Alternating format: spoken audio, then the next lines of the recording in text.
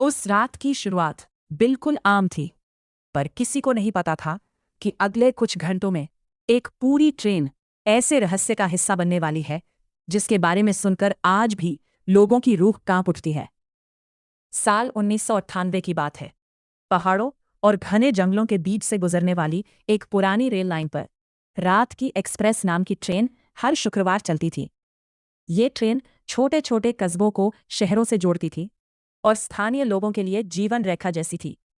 लेकिन उस ट्रेन के बारे में एक अजीब अफवाह सालों से फैली हुई थी। कहा जाता था कि महीने की आखिरी शुक्रवार की रात अगर कोई उस ट्रेन के आखिरी डिब्बे में सफर करे तो वो कभी अपने घर वापस नहीं लौटता।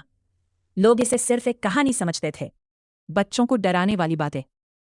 लेकिन सच्चाई इससे कहीं ज्यादा भयावह थी। उसी आसपास रहने वाला 26 साल का आरव इन बातों पर बिल्कुल विश्वास नहीं करता था। वो एक पत्रकार था और अंधविश्वासों का पर्दाफाश करने के लिए मशहूर था।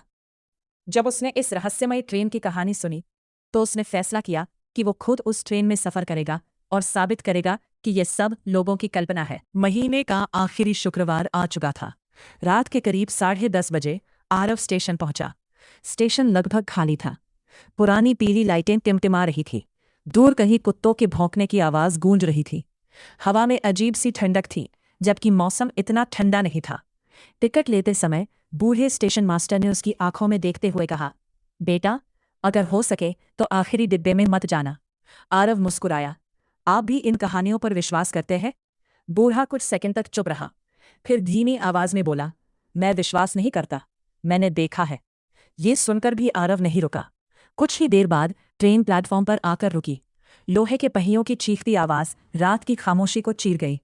बाकी डिब्बों में थोड़े बहुत यात्री थे, लेकिन आखिरी डिब्बा लगभग खाली था।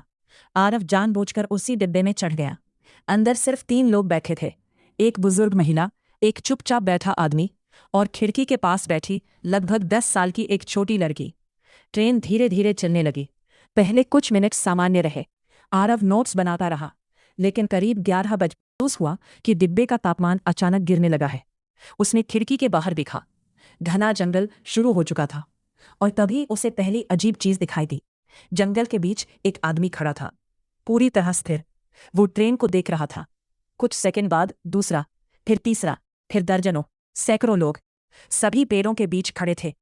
सभी ट्रेन की तरफ देख रहे थे, लेकिन कोई हिल नहीं रहा था। आरव के शरीर में सिहरन दौड़ गई। तभी सामने बैठी छोटी लड़की अचानक बोली, ये लोग इंतजार कर रहे हैं। आरव चौंक गया। किसका? लड़की ने उसकी तरफ देखे बिना जवाब दिया, नए यात्रियों का। उसकी आवाज अजीब तरह से सपाट थी, जैसे किसी मशीन की आवाज हो। आरव कुछ कह पाता, उससे पहले डिब्बे की सारी लाइटें एक साथ बंद हो गईं। पूरा डिब्बा अंधेरे में डूब गया।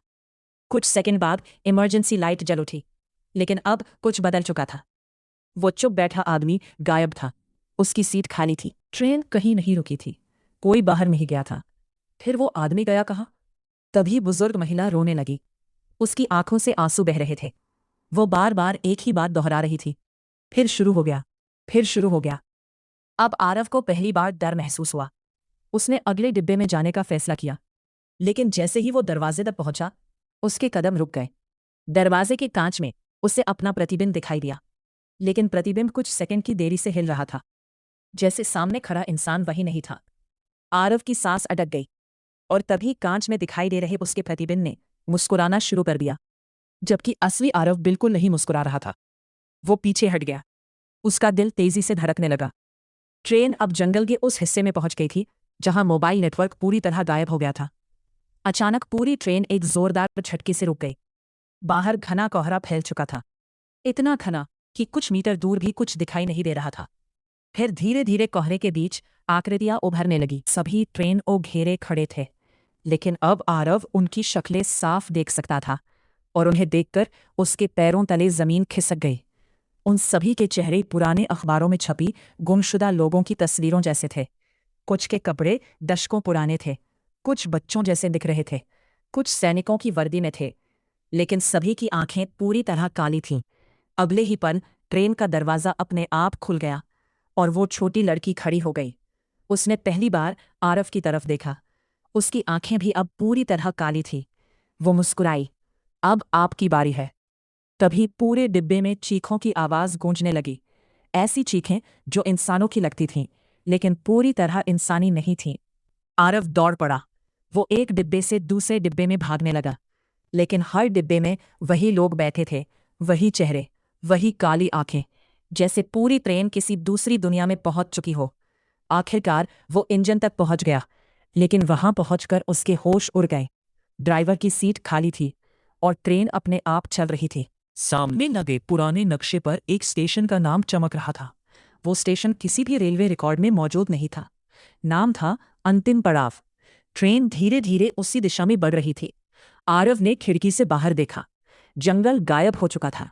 अब बाहर सिर्फ अंतहीन अंधेरा था, जैसे पूरी दुनिया खत्म हो चुकी हो। उसी क्षण उसे पीछे किसी की सांस महसूस हुई। वो पलटा। वही छोटी लड़की उसके बिल्कुल पीछे खड़ी थी, और उसने फुसफुसाकर कहा, ये ट्रेन यात्रियों को नहीं ले जाती, ये आत्माओं को इकट्ठा करती है।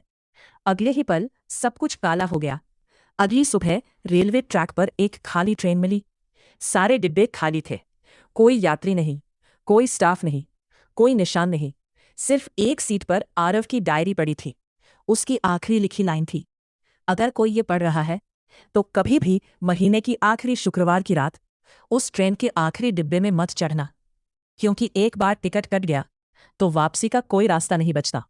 उस घटना के बाद वो ट्रेन हमेशा के लिए बंद कर दी गई, लेकिन आज भी उस पुराने ट्रैक के पास रहने वाले लोग दावा करते हैं कि महीने की आखिरी शुक्रवार की रात घने कोहरे के बीच एक ट्रेन की सीटी सुनाई देती है, और कभी कभी उसकी खिड़कियों में बैठे यात्री दिखाई देते हैं, जिनमें से एक चेहरा आरव का भी होता है।